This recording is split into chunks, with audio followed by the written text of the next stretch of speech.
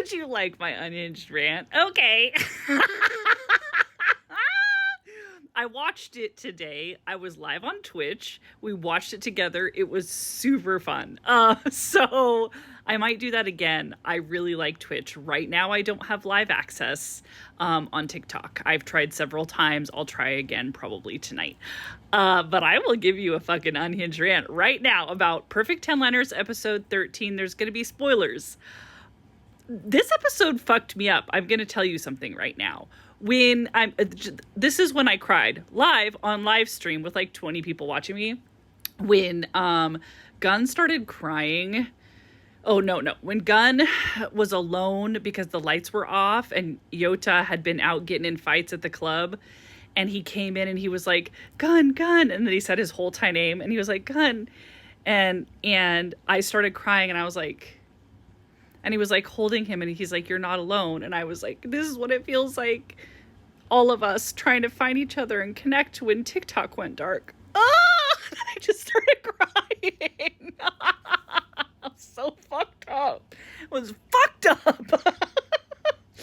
So what's true though is that this episode was great. As much as I didn't particularly want to feel really intense emotions, I was like, these two are some traumatized babies and I'm going to need them to work through some shit. So right now, the information that we have is that Yota is really fucked up over abandonment from his mom, particularly her abandonment and then seemingly complete dedication to like her new family. My guess is that she's like had children with her new partner or whatever. It is a little unclear for me, but like that's my takeaway. And then we have Gunn, who went through some shit in the dark. I still don't really understand what. Unclear. So, what's true is that I fucking love how Gunn stood up for himself. How his friends protected him. Oh my God. When his friend came and was like, this seat's taken. And even how FIFA was like, I trusted you with my friend. I trusted you and you were gone and he was left alone in the dark.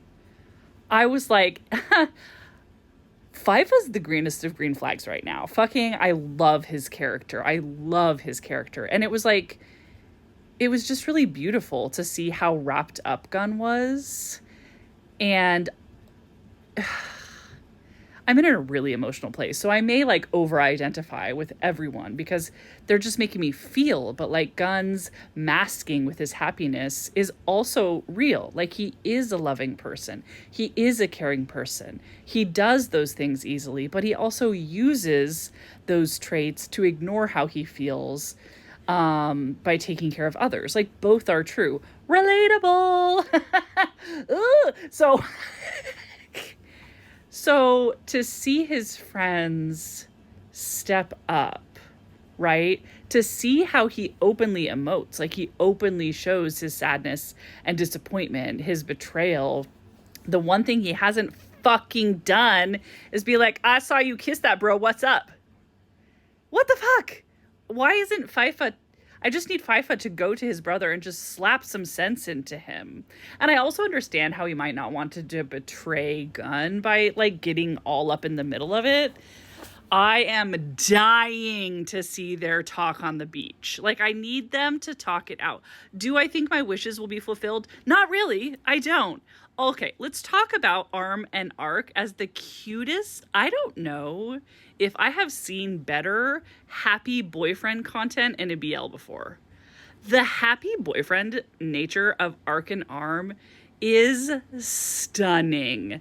Every time they're in bed cuddling, when Arm broke up and he's like, I'm never drinking again, and Ark said it like in perfect timing with him because he was like, you motherfucker, you say that every time.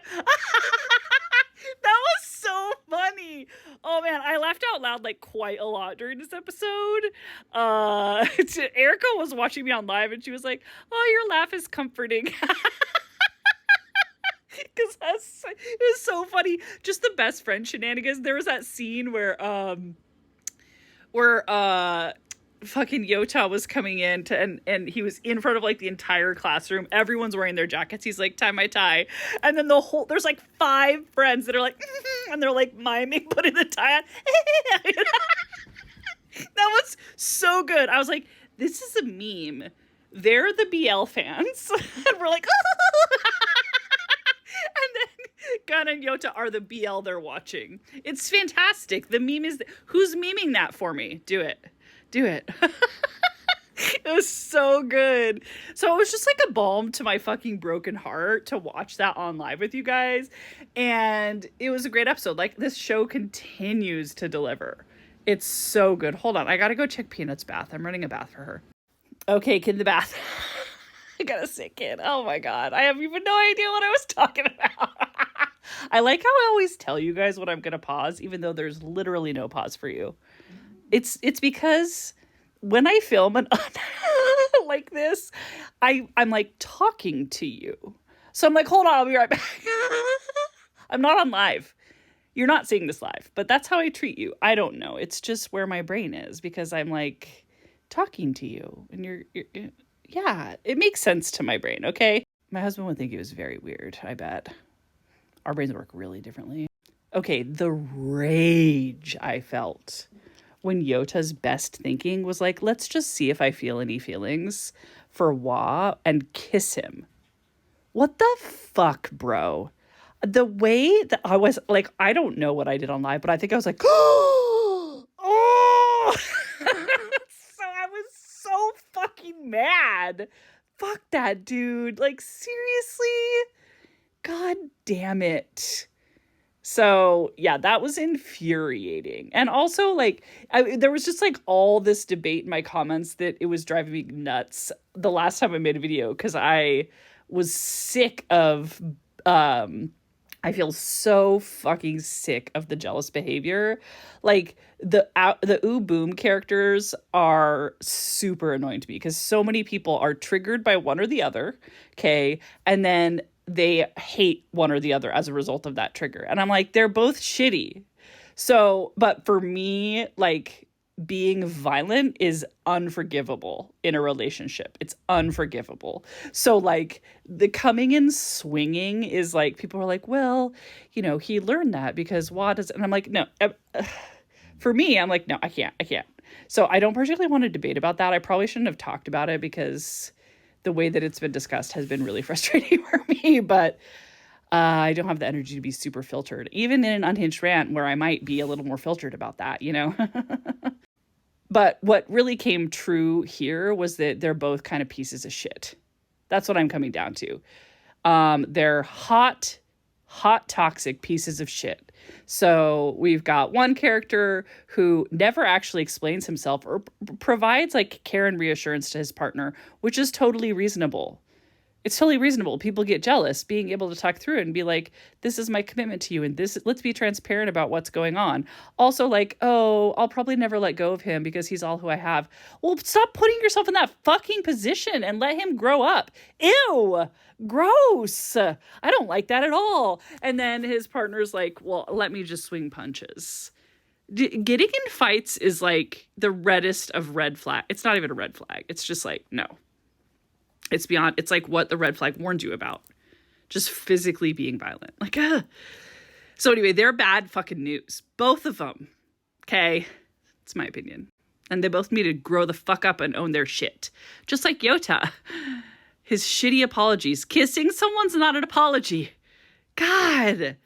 But the way that his face lit up an entire fucking room when Gunn turned around and said, do you want to come with me? Perth, you're acting? Shut up. I was like, oh, okay, I forgive him.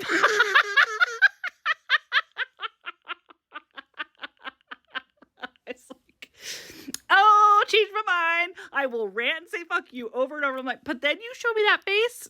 I'm done. Just keeping it real.